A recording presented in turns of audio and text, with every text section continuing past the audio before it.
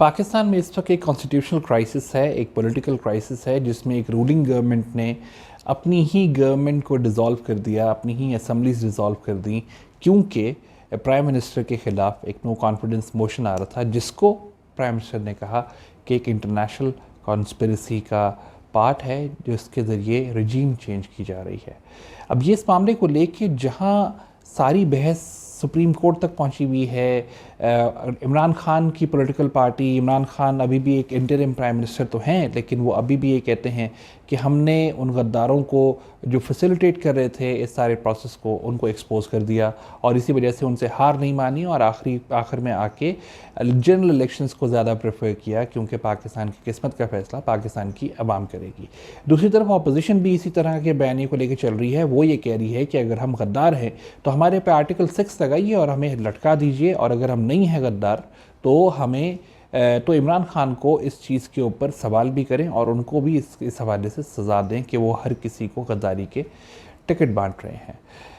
अब इंटरेस्टिंग चीज़ ये है कि अगर ये एक मान लीजिए कि ये एक फॉरेन कॉन्स्पिरेसी वाकई ही है, और अगर है, क्या अमेरिका ने क्या प्लान किया और किस तरीके से किया, क्योंकि ये सब सारी बातें एक डिप्लोमेटिक केबल के डिटेल्ड लेटर का हिस्सा हैं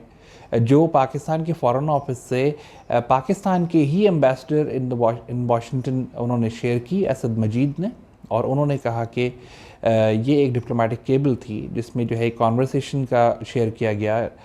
उस कॉन्वर्सेशन जो थी उसमें उन्होंने कहा कि जी डोनाल्ड लू जो यूएस ऑफिशियल हैं, उन्होंने ये कहा कि अगर पाकिस्तान में नो कॉन्फिडेंस मोशन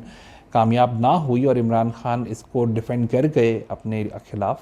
तो पाकिस्तान के लिए कॉन्सिक्वेंसेस आगे बुरे होंगे, अच्छे नहीं होंगे, और पाकिस्तान के यूरोपियन कंट्रीज से और अमेरिका से ताल्लुकात भी मुश्किल में आएंगे, और अगर ये कामयाब हो गई तो हालात कुछ बेहतरी की तरफ जा सकते हैं। ये कॉन्वर्सेशन थी जो एक डिप्लोमेटिक केबल के ज़रिए जो है वो पाकिस्तान के साथ शेयर हुई, और प्राइम मिनिस्टर इमरान खान ने कहा कि ये एक डायरेक्ट थ्रेट है जो कि रिजीम चेंज की तरफ इशारा कर रही है। और उसी की ही क्योंकि कुछ दिन के बाद नो कॉन्फिडेंस मोशन जो है वो टेबल हो गई, नेशनल असम्बली में जमा करा दी गई अपोजिशन पार्टीज़ की तरफ से, तो उन्होंने ये 2+2 4 का डॉट कनेक्ट किया और कहा कि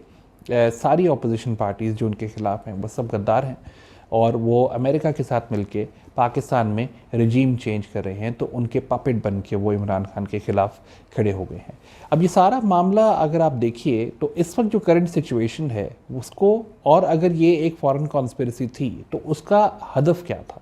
उसका टारगेट क्या था। अगर एक फॉरेन कॉन्स्पिरेसी थी तो उसका टारगेट था कि पाकिस्तान में रजीम चेंज कर दी जाए। बेसिक आइडिया यही था, इमरान खान को प्राइम मिनिस्टर ना रहना दिया जाए।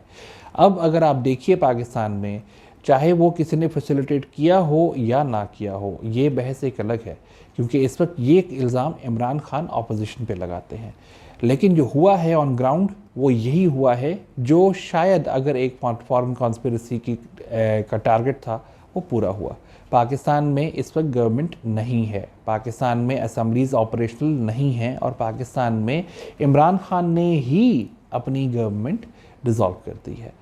तो बेसिकली अगर ये इंटरनेशनल कॉन्स्पिरेसी है भी सही, तो चाहे वो अपोजिशन उनकी फैसिलिटेटर हो या इमरान खान खुद उनके फैसिलिटेटर बने, उनकी फैसिलिटेशन तो हो गई, और पाकिस्तान में एक रजीम चेंज जिसको लेके अब कॉन्स्पिरेसी बोल रहे हैं, जिसको लेके सब चल रहा है, उसका जो है टारगेट वो मीट हो गया। तो कमाल बात यह है कि इस वक्त जो बहस हो रही है वो इसी को लेके गद्दारी के ज़िम्मे की बहस हो रही है। इमरान खान दूसरों को गद्दार बोल रहे हैं जबकि उन्होंने अपनी हुकूमत खुद गिरा दी। तो क्या वो कॉन्स्पिरेसी के फैसिलिटेटर हैं? क्या वो इंटरनेशनल कॉन्स्पिरेसी जिसका सबसे पहले उन्हीं को ही बताया गया, उन्होंने उनकी कॉन्स्पिरेसी को मीट किया, उनके टारगेट जो था उसको पूरा किया? या अगर अपोजिशन पार्टीज़ जो हैं वो इस चीज़ को कैरी कर रही थी और उनके ख़िलाफ़ कर रही थी, तो क्या ये बेहतरीन हल था कि कॉन्स्टिट्यूशन को बिल्कुल ख़त्म करके एक डेमोक्रेटिकली इलेक्टेड गवर्नमेंट का सेटअप जो पार्लियामेंट में काम कर रहा था उसको सबको साइड पे करके जो है वो सारा इस मामले को ख़त्म कर दें? क्या नेशनल सिक्योरिटी कमेटी की मीटिंग पहले नहीं बुलाई जा सकती थी? क्या पार्लियामेंट के सेशन में इस नो कॉन्फिडेंस मोशन को एक्सेप्ट करने से पहले इसके ऊपर एक पूरी पार्लियामेंट्री कमेटी जो बाद में जाके बैठी वो पहले नहीं बैठ सकती थी? ये सब सवाल बड़े इंपॉर्टेंट हैं, क्योंकि अगर पाकिस्तान में इंटरनेशनल इंटरफेरेंस हो रही है तो उसके फैसिलिटेटर कोई ना कोई तो है। इस वक्त सवाल ये है कि क्या इमरान खान उसके फैसिलिटेटर बन गए हैं या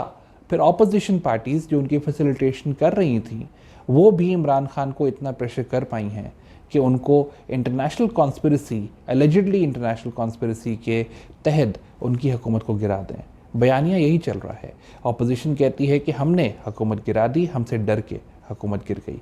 और इमरान खान कहते हैं कि मैंने हुकूमत गिरा दी और इन गद्दारों के सामने मैं झुका नहीं। आखिरी जो